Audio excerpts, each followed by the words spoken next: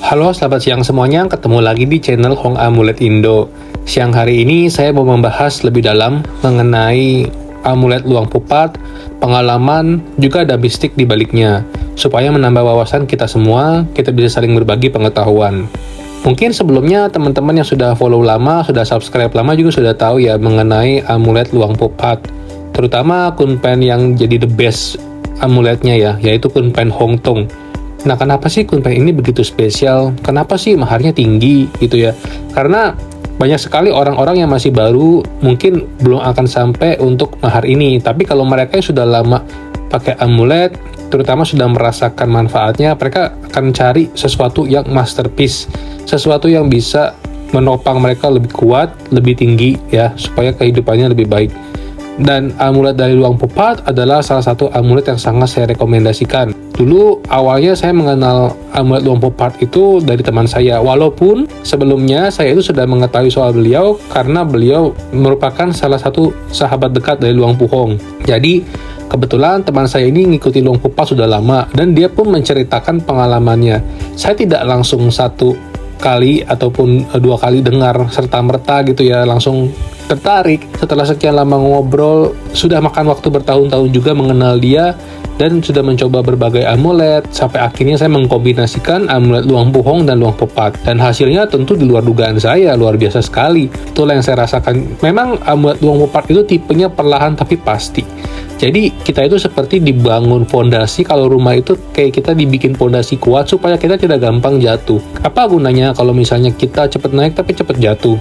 Ya, seperti yang kita lihat-lihat di cerita-cerita orang-orang yang menghalalkan segala cara, pengennya semua serba instan, akhirnya kehilangan semua. Ya kan? Kayak teman-teman sudah sering lihat peristiwa-peristiwa mungkin di sekitar teman-teman atau di internet.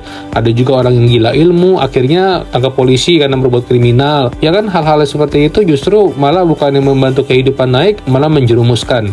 Kita akan bahas hal-hal yang serupa seperti itu yang terkait dengan amulet Hong Tong luang pupat ini. Seperti apa? Yuk langsung kita mulai.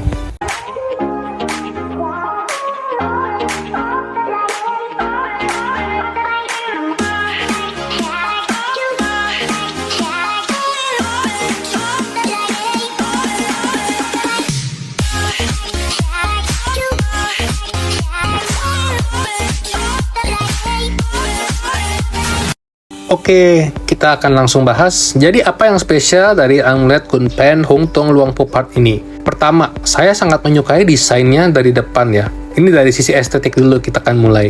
Dari sisi estetik, dari bagian depan kita melihat posisi Marawicai, yang mana ini menggambarkan sang Buddha Gautama yang mencapai penerangan sempurna, yang mana mudranya menggambarkan kemenangan atas Mara. Jadi waktu sang Buddha itu melakukan tapa, mencari pengetahuan sejati untuk mencapai kebebasan ya dari siklus lahir, tua, sakit, mati, ya dan segala penderitaan, beliau akhirnya mencapai kebijaksanaan tertinggi, yaitu pencerahan ya, yang mana pada akhirnya akan bisa merealisasi nibbana, tidak akan lagi terlahir sebagai apapun karena sudah berhenti gitu. Jadi sudah bebas dari siklus dunia, siklus kelahiran kematian, siklus sakit lahir tua mati ya. Disitulah disebutnya beliau adalah seorang pemenang dari lingkaran samsara, pemenang dari lingkaran yang tidak pernah putus, yang kita alami dari waktu yang tidak terhitung di masa lalu sampai waktu yang tidak terhitung di masa depan. Karena itulah beliau bisa dibilang lepas dari jangkauan Mara. Mara itu adalah iblis penggoda ya, jadi bisa diartikan dalam bentuk personifikasi ya, sebagai sosok salah satu Dewa Mara. Dewa Mara itu salah satu yang memiliki kekuatan terbesar dan menjangkau banyak alam, termasuk alam-alam yang lebih tinggi seperti alam dewa. Jadi kekuatan Mara ini bisa berupa rintangan-rintangan dalam hati kita. Itu sangat sulit untuk diberantas karena di dalam hati kita pun masih banyak kekotoran. Kadang kita punya pikiran negatif, ya kan, pikiran itu yang paling susah kan. Apalagi nanti ucapan. Nah, itu pun pengaruh dari Mara. Jadi kekotoran batin kita, kemelekatannya kita sama sesuatu, itu pengaruh dari Mara juga ada selain dari kitanya ya. Jadi bentuk-bentuk batin yang seperti itu adalah pengaruh dari Mara. Sang Buddha itu berhasil mematahkan semua itu sehingga beliau tidak lagi memiliki ego, tidak lagi memiliki aku. Makanya digambarkan posisi Buddha itu Marawicai, artinya kemenangan atas Mara, kemenangan atas segala segala sesuatu ya, segala sesuatu, rintangan. Dan di bawahnya terdapat Maitorani yang mengibaskan rambut. Maitorani adalah malaikat bumi, mengibaskan rambut itu menghempas pasukan Mara dalam bentuk iblis ya, yang menghalangi Buddha sewaktu melaksanakan meditasi. Jadi artinya apa? Artinya bumi menjadi saksi. Bumi menjadi saksi bahwa bahwa Pangeran Siddhartha telah mencapai pencerahan sempurna dan menjadi seorang Buddha. Kekuatan kemenangan ini justru dibawa ke dalam amulet supaya teman-teman bisa memperoleh keberhasilan, sukses gitu ya. Itu sangat penting dan saya menyukai image mudra ini. Jadi awalnya dulu saya menganggap ini cuma sekedar desain, tapi semakin saya menjalani, semakin saya mempraktikkan dari sisi amulet, mantra, doa, ya, dan perenungan, saya merasakan ternyata yang namanya image atau mudra seperti ini, itu tidak main-main loh. Nggak usah jauh-jauh, kita ambil contoh aja. Segala sesuatu yang simbol itu melekat dalam hati dan pikiran kita. Misalnya kita ke mall, kita ngelihat brand nih, logonya ini gitu ya. Kita tanpa lihat nama brandnya apa, cuma lihat logonya, kita udah tahu loh. Dan logonya itu bisa bernilai sangat tinggi. Coba teman-teman punya usaha bikin logo, harganya mahal sekali gitu. Artinya simbol itu tidak main-main. Bahkan dalam tradisi-tradisi seperti Imlek atau misalnya tradisi-tradisi lainnya, biasanya ada simbol-simbol tertentu, ya kan? Simbol-simbol yang tidak bisa dipisahkan. Nah, seringkali simbol-simbol itu justru membawa sesuatu yang melekat dalam pikiran kita dan cenderung mempengaruhi juga nanti dalam perilaku kita dan hasil yang kita dapat. Nah, itulah pentingnya simbol ya, apalagi di sini simbolnya adalah simbol spiritual, simbol yang melambangkan kemenangan, victorious against the devil, kemenangan atas iblis, atas kejahatan, atas sebuah rintangan dalam keseharian kita supaya kita bisa mencapai keberhasilan atau niatan yang kita inginkan. Nah, di bagian belakangnya teman-teman bisa melihat ya, ada desain sepasang dari naga. Naga ini menarik nih. Ini panjang sebenarnya kalau mau dijelasin. Naga sepasang ini mengikatkan diri. Nah, seperti kita tahu, naga itu adalah simbol kemuliaan dan kebesaran. Dan naga juga simbol keberuntungan dan rezeki. Kita akan bahas cukup panjang soal naga ini ya. Di satu sisi, dalam tradisi China kuno, naga itu digambarkan sebagai wakil energi yang. Sementara burung phoenix atau burung hong atau burung feng huang itu adalah menggambarkan kekuatan yin. Teman-teman bisa melihat kalau di bagian belakang itu, di kiri kanan atas terdapat sepasang burung. Itu adalah burung hong, yang mana gambaran dari burung phoenix, yang artinya adalah kebangkitan, sesuatu yang abadi. Phoenix seperti kita tahu kan nggak pernah mati ya. Di sini menggambarkan keberhasilan yang selalu ada dan bertahan lama. Sementara naga di sini melambangkan kemakmuran. Jadi kemakmuran yang sifatnya bertahan lama dan abadi. Dan naga sendiri kenapa bisa menyimbolkan kemakmuran gitu. Sementara kita tahu tidak hanya dalam tradisi China, kalaupun teman-teman lihat di Indonesia ya, saya akan jelaskan lebih dalam nih soal ini. Jadi, di dalam tradisi Buddhis itu ada naga-naga yang mengikuti ajaran Buddha, yang menghargai Dharma atau ajaran kebenaran. Nah, naga-naga ini mereka menjadi pelindung bagi orang-orang yang melaksanakan ajaran Buddha yang baik gitu. Yang mereka menjaga moral, menjaga kebaikan. Nah, naga-naga ini akan memberkati mereka dengan keberuntungan dan rezeki, kelimpahan, dan melindungi. Maka dari itu kita bisa melihat dalam Parita, ada hubungan antara umat-umat Buddhis dengan para naga. Di dalam Parita Etawata, kita melimpahkan kebaikan kita, melimpahkan jasa kebaikan kita kepada para naga. Kita berharap agar mereka memelihara ketentraman dunia dalam Parita itu ya. Di sini menggambarkan bahwa naga ini adalah makhluk yang memiliki kedekatan dengan dunia manusia.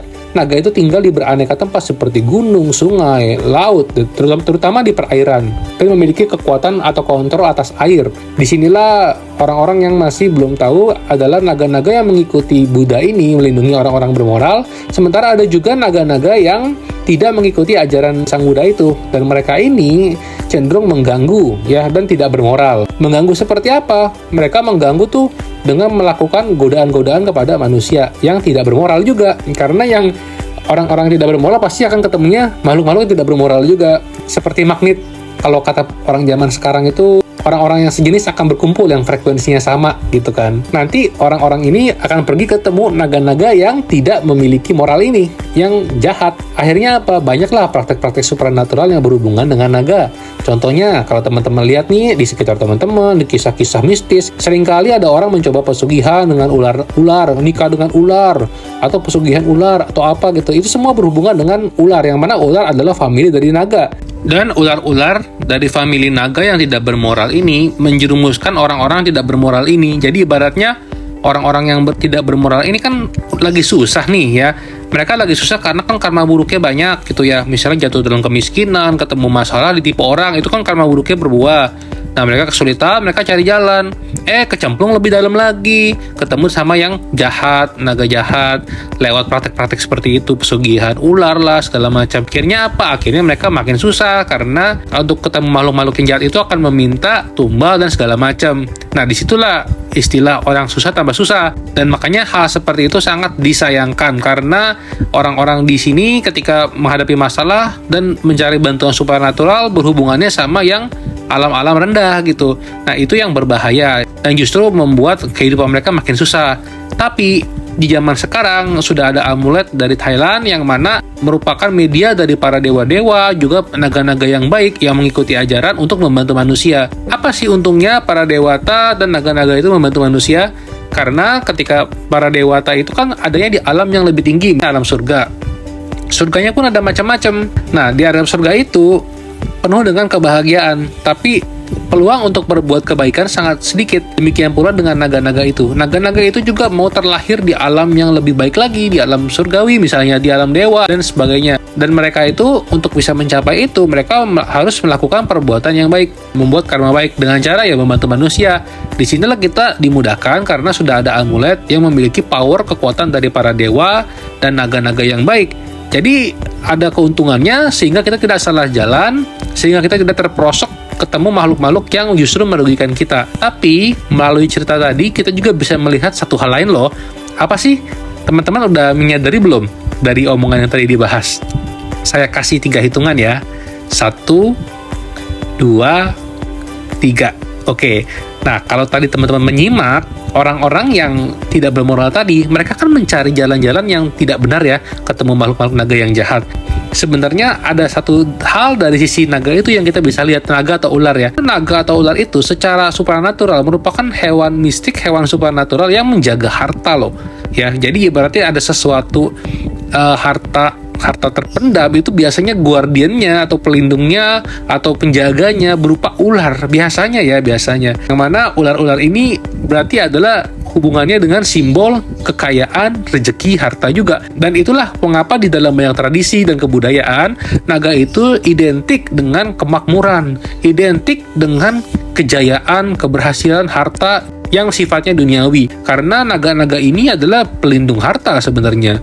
Kalau misalnya teman-teman melihat berbagai cerita dari berbagai kebudayaan, pasti teman-teman akan menyadari biasanya ketemu ular raksasa yang menjaga harta karun dan sebagainya. Kurang lebih kayak gitu. Di sini kita bisa melihat kaitannya ya, mengapa naga itu jadi ada hubungan dengan fortune atau keberuntungan atau harta ya dan kekayaan. Maka dari itu, di dalam amulet Kunpen Hongtong ini merupakan perpaduan yang tepat. Yang pertama tadi adalah gabungan antara naga dan burung Feng Huang ya, atau burung Hong, menggambarkan yin dan yang, kekuatan yang seimbang. Keseimbangan dalam kehidupan itu mendatangkan keberuntungan. Ketika energi dalam tubuh kita, dalam hidup kita seimbang, keberuntungan datang. Ketika kita mengalami banyak masalah, itu karena tidak adanya keseimbangan dalam energi, dalam chi, dalam karma kita. Itulah yang menyebabkan kesulitan kita lebih banyak. Maka dari itu, ada banyak cara orang untuk meningkatkan keseimbangan. Ada yang lewat feng shui, dan salah satunya adalah lewat sembahyang, doa, dan lewat amulet. Dan amulet ini menyediakan keseimbangan itu, kekuatan dari yin dan yang, kekuatan dari naga yang membawa rezeki dan keberuntungan, serta burung Feng Huang yang memberikan stabilitas dan keabadian. Jadi maknanya adalah kemakmuran yang abadi, kemakmuran atau kejayaan atau keberhasilan yang bertahan panjang. Lalu ada sisi lain lagi loh dari naga yang saling terikat itu. Naga yang saling terikat itu melambangkan cinta yang tidak terlepas, yang artinya kesatuan. Jadi amulet Kunpen ini pun memiliki energi love atau cinta kasih yang membuat seseorang itu dicintai oleh orang-orang di sekitarnya dan tidak mudah dilepaskan, dalam arti selalu menjadi yang utama, yang paling utama diingat, dan itu tidak mudah untuk digantikan. Dan ini sangat bermanfaat untuk teman-teman yang dalam hubungan maupun dalam pekerjaan dan bisnis. Yang mana kalau teman-teman selalu ada di ingatan nomor 1 orang-orang, top of the mind, itu tidak mudah diputuskan. Diputuskan dari sisi hubungan, diputuskan dari sisi rezeki, dan itu kebaikan orang akan selalu datang dalam kehidupan. Sehingga kebahagiaan dalam misalnya dalam bisnis atau kebahagiaan dalam kehidupan romantis itu akan bisa tercapai, dan juga kita bisa terinspirasi dengan adanya kekuatan ini, terbantu, terinspirasi untuk mencari pasangan kita, belahan jiwa kita, belahan hati kita.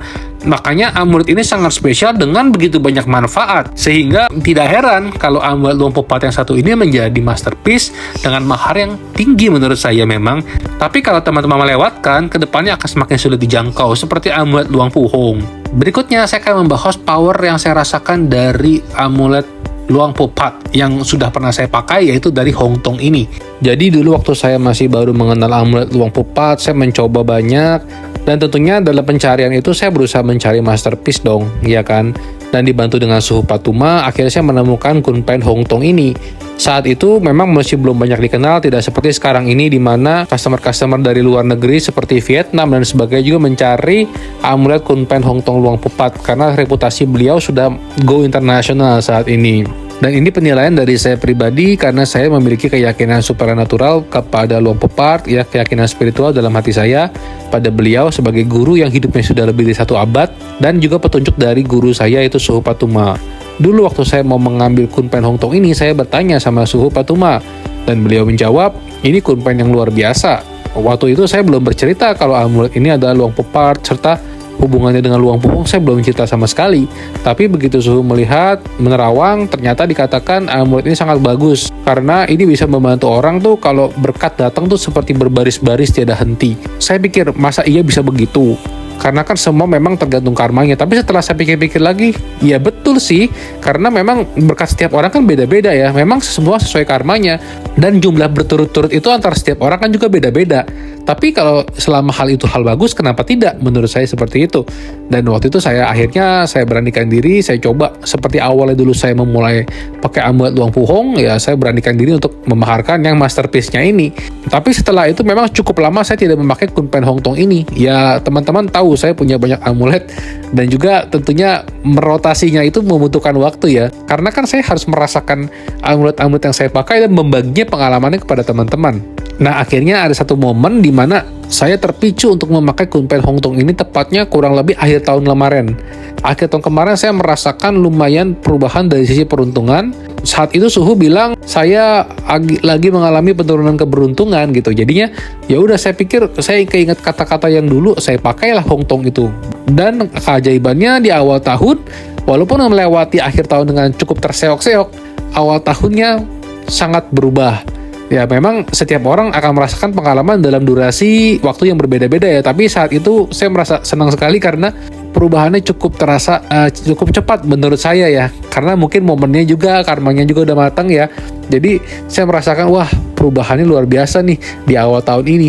Disitulah saya ingat sama omongan Suhu yang dulu.